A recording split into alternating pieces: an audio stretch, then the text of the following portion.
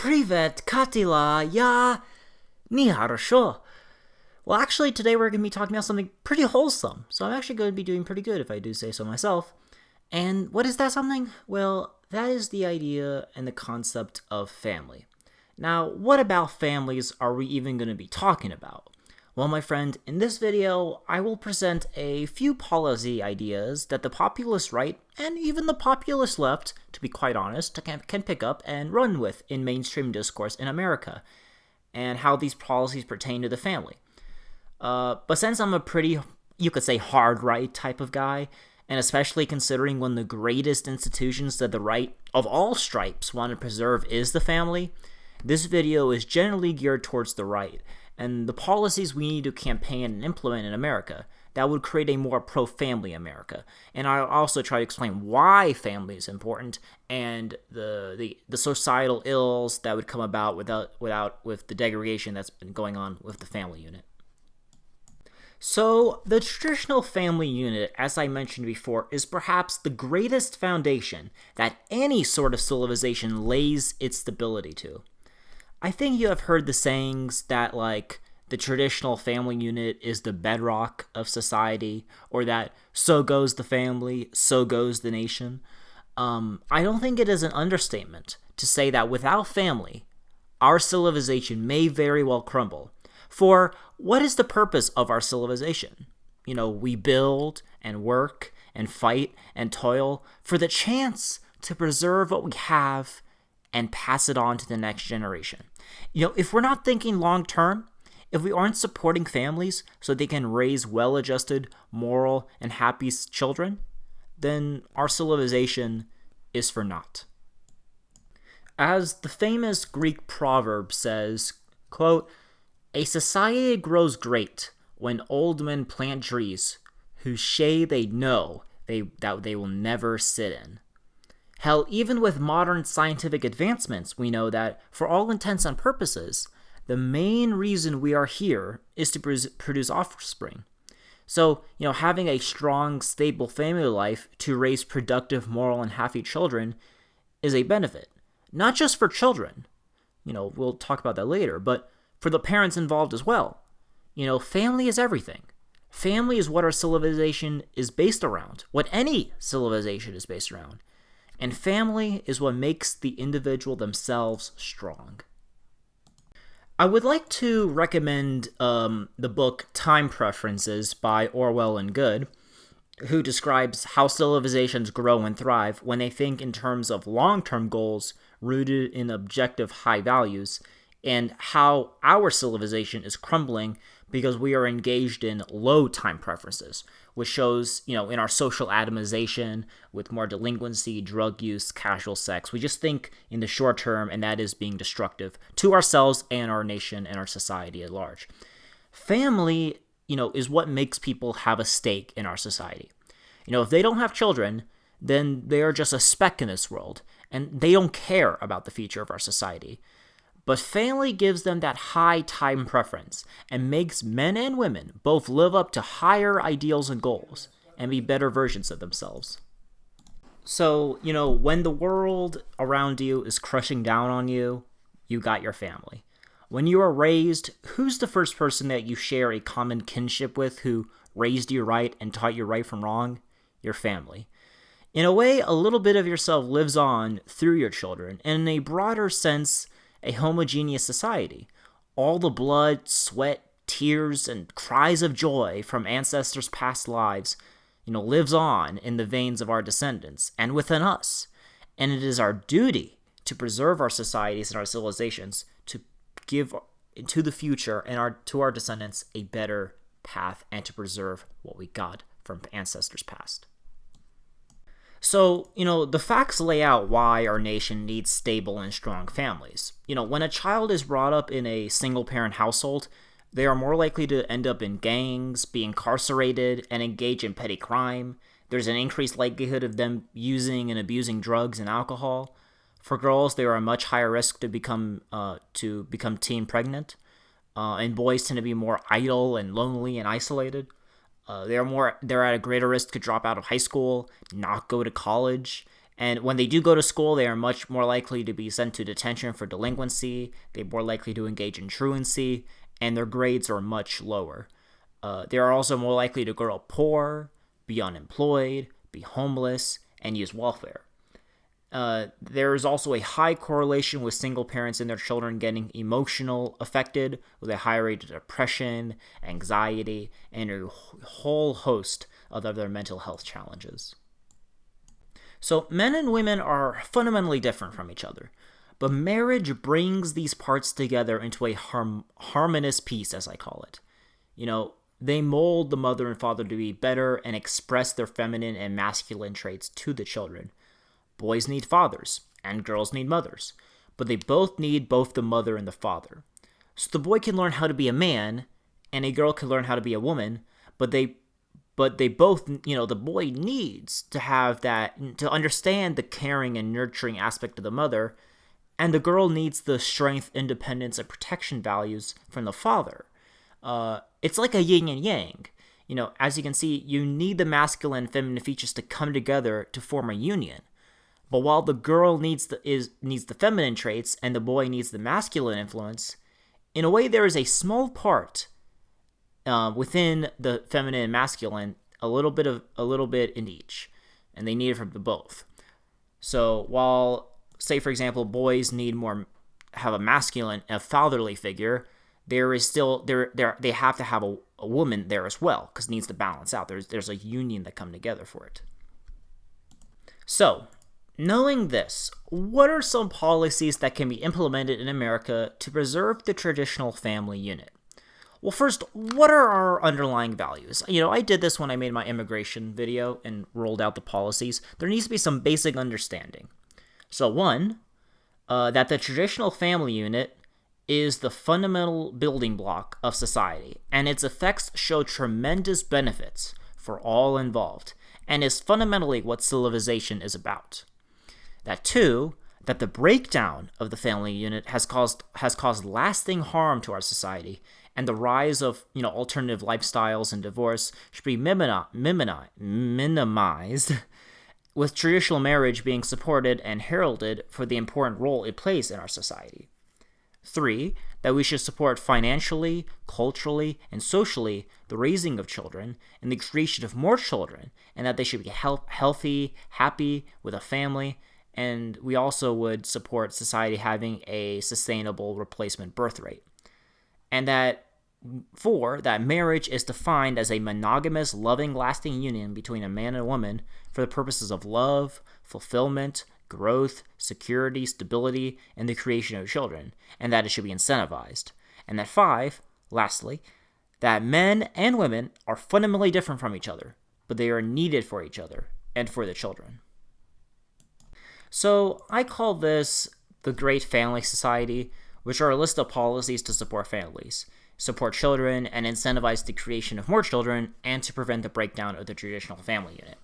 So the first policy I will raise is the main feature of this entire thing. It's the kind of the core of it, which is a national universal child benefit scheme. This scheme provides funds for the raising of children, because as we know, the cost of raising children is out of reach for many Americans and is preventing them from going about this lifestyle. So there are 2 tiers, one for stay-at-home moms who don't work, and one for moms who do work. I will mention right out of the gate, though, that this scheme, the money, is only designed to go to married couples. So you have to be married. You have to have a partner, a married partner. So, for a stay-at-home mom, the benefit goes up to 5 children. After that, it just stays the same. If you are married and you're a stay-at-home mom with 5 children, you would get $35,000 a year. If you have 4 children, you get $28,000. If you have 3, you get $20,000. If you have 2, you get $12,000. And if you have 1, you get $6,000 a year. And the benefits would be spread out monthly. So, for example, at maximum, a stay-at-home married mother of 5 gets almost $3,000 a month. For mothers that are married but who go to work, having 5 children gives you $17,000, 4 children gives you $14,000, 3 children gives you $10,000, 2 children gives you $6,000, and having only 1 child gives you $3,000 a year. So these benefits are tied to if the family is married. And the funds are immediately withdrawn if the parents are engaged in criminality, drug use, they abuse their children or neglect their children. And the money should be spent on helping pay for the costs of childbearing and raising children. The extra money goes to mothers who stay at home as to encourage women to stay at home and promote homemakers and return to our society to one where a single breadwinner can, if he works for 40 hours a week, provide a decent living to his family.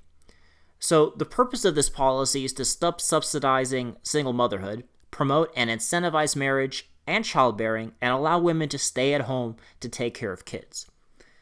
So this scheme is good for marriage, good for children, and uses carrots and sticks to promote healthy married families.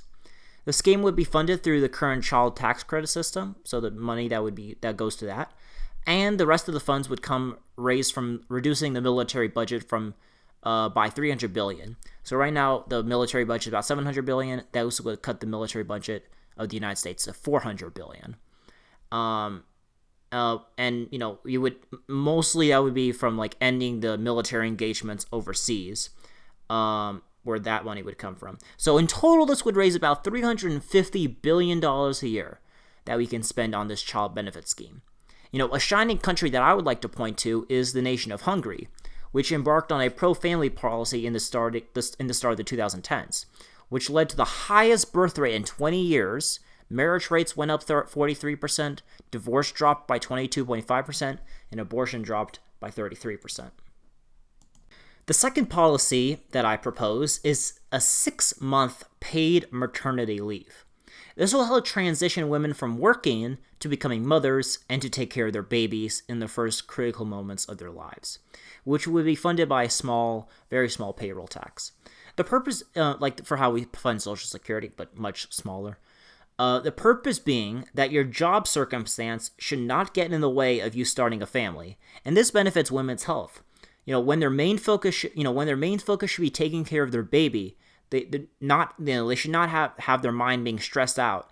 If they could afford to take time off work, this would allow them to get off working and put their minds on taking care of their babies for the first few months for the first half year, for the first 6 months. And the child benefit scheme would give the option to women to become stay-at-home mothers as an alternative to the corporate wage slave job. And this paid family leave would allow women to transition from work to family life. So all women would get this 6-month thing for babies, but the child benefit scheme is like, hey, maybe there's an alternative. Hey, if you have a lot of children, if you stay at home, we give you money, and you could, the idea being is that since you're married, the father is working, right? So let's say the father makes $40,000 or $30,000, right? Let's say you make $30,000, $40,000. You're like a little above the poverty line, right? Well, the thing with what this would do is that if you're you don't need to work, you don't need to become a wage slave, so you can make the difference, and maybe you make a few, and then your family makes $50,000. It's like, hey, if you have, let's say, let's go back to the child benefit scheme, right? Let's say you have 3 children and you're a stay-at-home mom, you get $20,000 a year. So if the father figure makes, say, $30,000 a year, you could stay home, and if you have 3 children, your family income is $50,000 for that. See, it makes the difference. So it's not like you're not supposed to live off just the child benefit. It's supposed to be in conjunction with living off just a single breadwinner thing. So that's what's the purpose of it. So the third policy, and this is under healthcare, and this is under healthcare more broadly. Full disclosure, I support a national health insurance scheme. But I have to mention it here. So under this national health insurance scheme, that would just be for U.S. citizens, pregnancy, childbirth, and neonatal care would be 100% free to all citizens. It would be covered by this single-payer insurance system. So no family should be put in financial distress for bringing a child into this world. High quality and free healthcare should be provided so the childbirth process goes as smoothly as possible. Beside this, I am also inspired by the Finnish model that every child that an American woman births into this country should be given a basic baby box as to celebrate and welcome a new child and American into this world. So basically, we're not gonna, hey, like how evil are we as society to be like, you know what, we're gonna put you a few $1,000s on your, in your, if you go to a different out-of-network hospital and, you have to give birth, all this is like, if throughout the pregnancy process, for the giving birth and then taking care of the kid for the first few days or week or so when it has to be in the hospital before you could take it home, right? This would all be paid for, as to allow all, women to, it's just another incentive to bring children into this world. The fourth policy is to create a public holiday that will be called National Family Day, which is a day dedicated to celebrating the wonders of marriage and childbearing. It would be kind of like Martin Luther King Jr. Day, just as an example, or Columbus Day, or the 4th of July. Just a day where it's just everything's, it's just an extra day of a public holiday to celebrate. It's dedicated to that. Along with this would be a public broadcasting service that informs about the negative effects of divorce, out-of-wedlock births, etc. The same way that we did a public campaign against smoking and alcohol, right? And that decreased smoking rates and all that. So it would be kind of like, hey, this is why divorce is bad. This is why out-of-wedlock birth is bad, right? And then also there would be a biannual award ceremony broadcasted where the government would reward healthy families who have between 4 to 5 children with medals, promotions. It would show a functioning family. It would take, they would look at, people would look at families who are, have no criminal behavior, they're a cohesive family unit, just no drugs, patriotic, they go to school, they're healthy, they're just engaged with their communities, they're just the pinnacle of what it means to be a family. Not all families will be perfect, but there are some families that we could emulate. They just are perfect, just a perfect American family. And we would give them awards, and there'd be a huge ceremony for many of those families. It would happen twice a year, so biannually. And all these things, they would uphold a strong cultural message about, the ideal family. So these 3 things would usher in a more pro-family culture, and people would see marriage and having children as moral duties and necessities. The next policy, or the 5th policy, is to provide free marriage counseling to all married couples and marriage classes to those who intend to marry. Both of these would give government backing to couples who are facing trouble and wish to resolve their differences and keep their marriage intact. And the classes would help clear up any questions and worries couples might have in getting married, so the marriage process seems clear and easy. Along with this would be free classes on how to raise children and have a proper family, so like childbirth classes, or not childbirth classes, like child rearing classes. This would focus mostly on girls, but potential fathers are led in too to show how to be a good positive role model, how to be a good father and such. So the values of motherhood and fatherhood would be taught in schools, and we would encourage life skills training in all schools across America. Think of it like a family course. You would be, like how there's like a financial, like how a lot of high schools provide a financial, like, oh, here's how you take care of your taxes or banking. We don't even have that in a lot of states, but we need that. But think of it like a course that would teach about how to take care of kids, how to, know this and that, just how to be a good family, stuff like a family course, like a financial course, but like a family one. And the marriage counseling thing would be also for to help. We want to, as we said, we want to prevent divorce, right?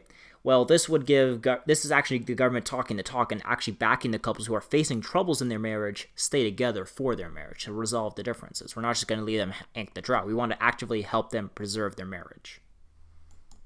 The 6th policy is a ban on no-fault divorce outright, and the restructuring of the whole nature of divorce law, so that ideally divorce is only permitted if the other spouse is like abusive, cheating, doing drugs, etc.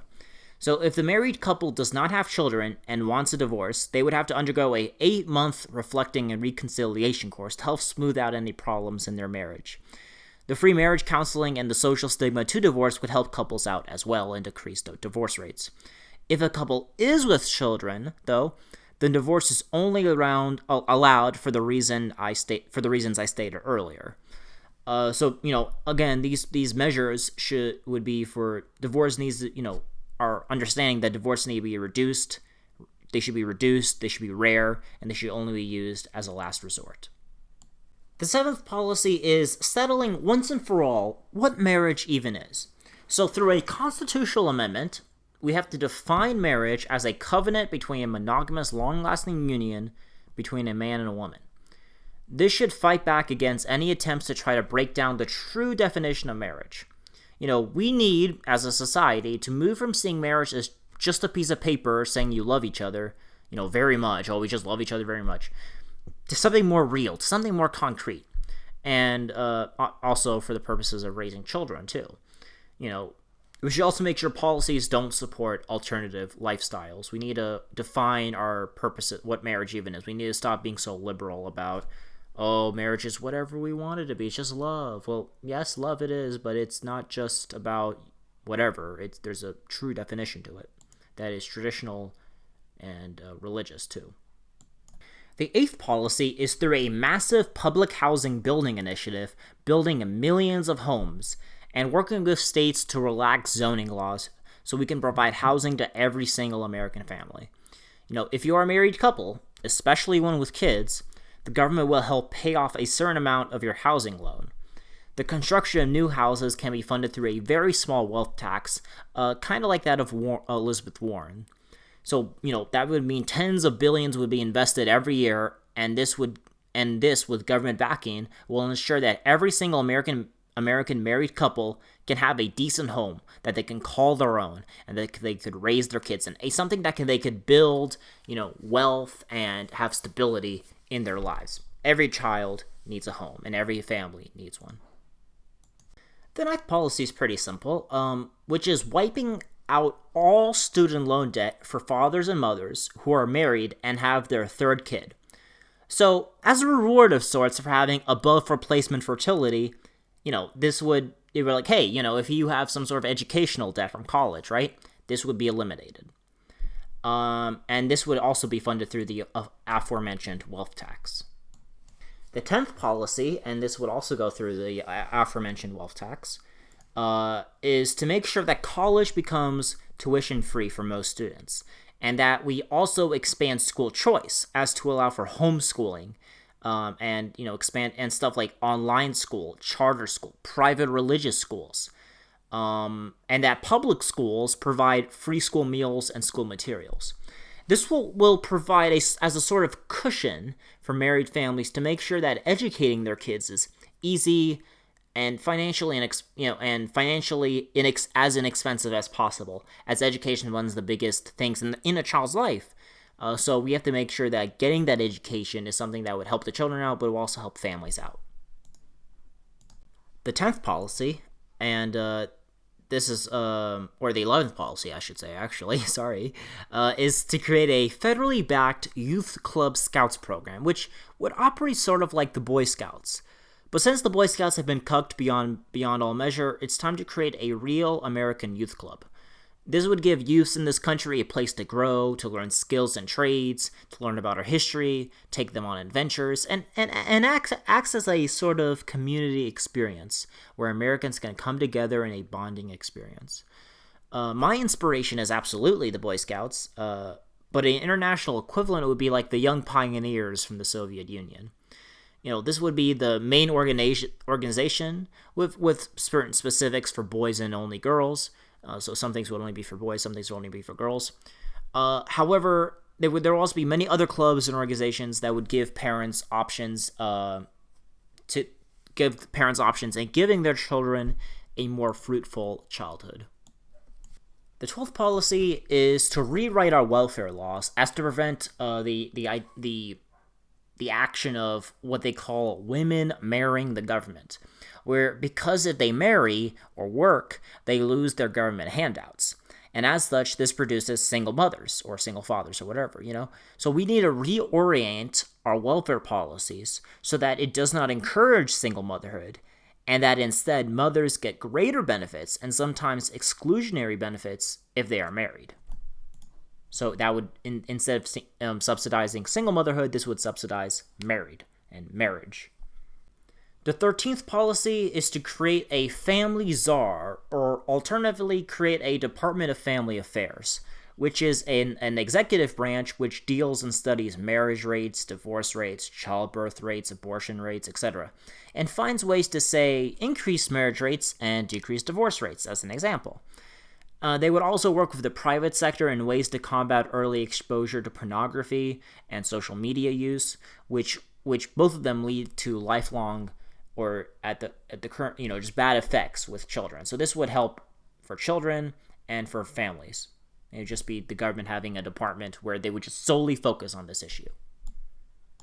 Lastly, and this is less of a specific policy, but more of a broad goal, but a right-wing government, or any pro-family government for that matter, should support laws and initiatives that foster a pro-family environment, which don't burden parents in how they raise their children, and basically allow kids to be kids, and to get scrapped once in a while. You know what I mean? Like, we don't need a huge nanny state. What we need is clear and simple rules. Obviously you can't neglect them or abuse them or whatever. But we allow parents to have more control over their kids' lives within a certain reasonable degree. So basically, just any sort of laws and initiatives. There's not any like a specific thing, but it's just like, don't burden them with overbearing. Oh, this is how you have to do your children. But it's just like, here's don't be so burdensome on them. You just have to. There's a certain level of individual I guess uniqueness to how parents raise their children. There's different ways people do it, and every child is different. But there's certain values that mothers and fathers that we kind of expect, that we instill in them, and that are celebrated. But we're trying to be not as burdensome as possible. So all those policies for America are pro-natalist and pro-family. This is something that a pro-natalist and pro-family government should undertake. In America. These policies would uphold and increase marriage, discourage and limit divorce, increase our birth rate, and making children a celebrated affair. This would also combat single parenthood and other sort of alternative lifestyles. Almost all government benefits and policies should be revolved around the singular nuclear family unit instead of the current system which funds single parenthood. All these policies put people into wanting to get married and have children. All government benefits should be tied to this. The economy should be based around this, and our culture should promote this. The dream being that people can finally raise a family in peace and we secure a future for our future generations. A man should be able to provide a good living to his family on a single income of 40 hours a week, and a mother should be allowed to be a stay-at-home mom, and that should be a legitimate path, and the celebrated path for that matter. And the family should support the individuals within it. And with this, hopefully, all these policies put together, this creates the bedrock of our society, and this creates to make sure our society is strong and firm with its foundation. So, and when it's secure and strong, and when we have secure and strong families, there is nothing that can stop our civilization from flourishing. So thank you for watching. I hope you click that like button and that you share and subscribe to help my channel out. Comment your thoughts down below, and if you thought I did an extremely great job, please check out my Patreon. So aim high, wander on, from America with Russian love.